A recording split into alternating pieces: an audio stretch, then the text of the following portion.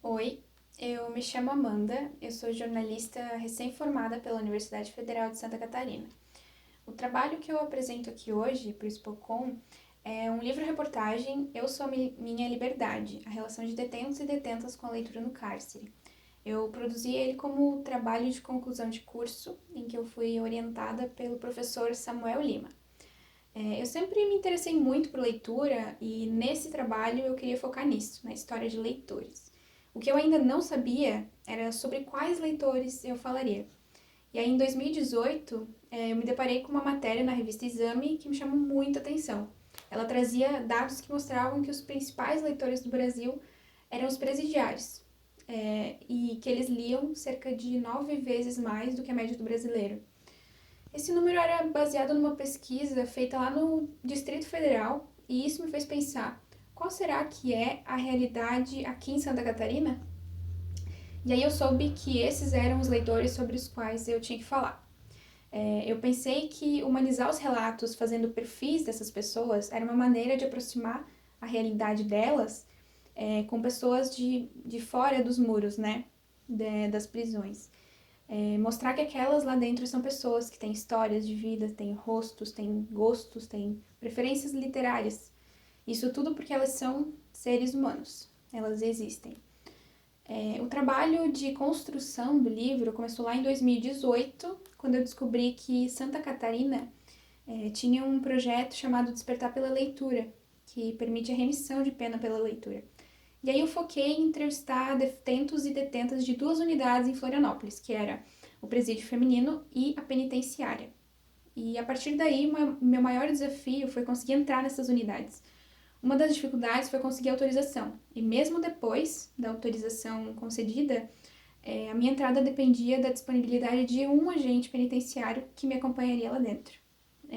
E apesar de estar pronta para iniciar a minha apuração, depois de ter enviado todos os documentos necessários, né, no começo lá de julho de 2019, só me permitiram entrar pela primeira vez para a rodada de entrevistas com os detentos depois de 2 meses. Mesmo eu entrando em contato várias vezes na semana e ligando e pedindo por mensagem. Depois da primeira rodada de entrevistas na penitenciária, o agente parou de me responder, ele não me respondeu mais. E ele não me retornava, quando retornava era com negativas. E ele só me permitiu entrar para entrevistar os detentos de novo lá no final de novembro. E aí já faltavam 20 dias até a entrega final do livro-reportagem para a banca. Então, tudo relacionado a essa pauta me fez aprender na prática uma coisa que eu ouvi uma vez da jornalista Eliane Brum, que eu admiro muito, de que o repórter ele tem que estar disposto a abrir mão do controle na sua busca pelo outro. E eu abri mão de todo o controle que eu poderia ter, desde qual fonte eu poderia entrevistar, se é que me permitiriam entrevistar, né? Eu já não sabia mais depois de tantas negativas. Por quanto tempo eu poderia conversar com essa pessoa, onde, quais seriam as circunstâncias, quais seriam os equipamentos. Eu não sabia e eu não fazia ideia do que encontraria cada vez que eu entrava lá dentro. E eu acredito que a maioria das pessoas aqui fora também não faz ideia de como funciona essa realidade. E é por isso que eu acho tão importante detalhar o máximo, assim, que eu tentei detalhar o máximo cada cena que eu ouvi. Capturar sons, cores, gestos e até os meus próprios sentimentos, né? E a fotografia, né, que foi um recurso que eu consegui utilizar, e as cópias das resenhas que os detentos e detentas escreveram, eu penso que ajudaram muito fazer com que a narrativa tivesse mais impacto. Bom, sobre a apuração, quando eu consegui entrar pela primeira vez para ver como funcionavam as aulas do projeto Despertar pela Leitura, a cena com a qual eu me deparei foi essa aqui. Essa era a sala de aula. Tínhamos eu e a professora, uma grade, um espaço, outra grade e os alunos. E isso foi um baque. Até a professora dizia, né, que ela tinha que ficar desviando assim o olhar para enxergar os alunos. Quando eu fiz as entrevistas, muitas delas foram com a pessoa algemada na minha frente e uma distância específica que as nossas cadeiras tinham que ter. Você sente na pele o quanto as prisões são ambientes hostis. Você nunca está relaxado, você está sempre em estado de alerta. Sempre que eu saía de lá, era como se eu tivesse tido um dia de trabalho muito pesado, assim. Eu sentia que uma exaustão física e mental que eu não achava que eu teria tão fortes. Mesmo sabendo que a pauta era muito difícil e exigiria muito de mim. Ouvir todas aquelas histórias, estar sempre com os músculos contraídos, foi tudo muito cansativo. E além do fato de eu ser uma mulher e estar sozinha para encarar esse desafio, né? Eu fui instruída a sempre ir com roupas claras, porque quem usa preto são os agentes.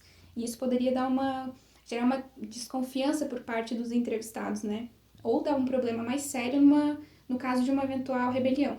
Sim, isso também era uma possibilidade com a qual eu tinha que lidar, né? Eu conversei com um total de 18 fontes até chegar no resultado final desse livro. E a cada uma delas tinha sua particularidade. A exemplo da Teresa, que com o namorado dela, né, que ela trocava cartas com ele e só foi conhecer ele depois de casar à distância. Ela disse que a leitura fazia isso, aproximava as pessoas.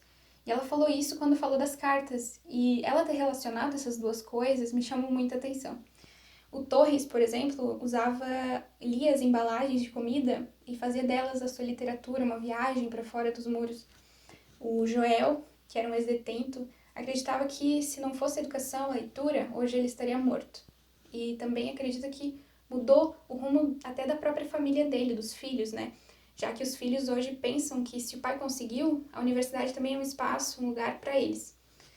Isso tudo me fez ver o quanto a leitura é uma forma que as pessoas usam para transpor as grades, os muros e a força que isso tem. O livro-reportagem, ele traz 8 capítulos, são 6 perfis de detentos e detentas e um ex-detento. As entrevistas com eles foram diferentes de qualquer uma que eu já fiz na vida.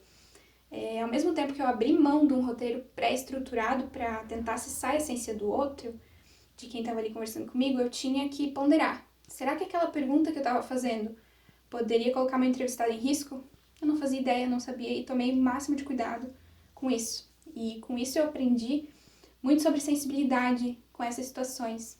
E, bom, toda vez que eu saía, eu olhava para aquele portão fechando atrás de mim, aquele portão enorme, cravejado de bala, e eu pensava o quanto a minha vida era diferente daquelas pessoas, por simplesmente eu poder sair dali e saber que eu ia para casa. Mas ao mesmo tempo, eu pensava no quanto elas se pareciam comigo, porque alguns minutos atrás a gente estava discutindo sobre Clarice Lispector.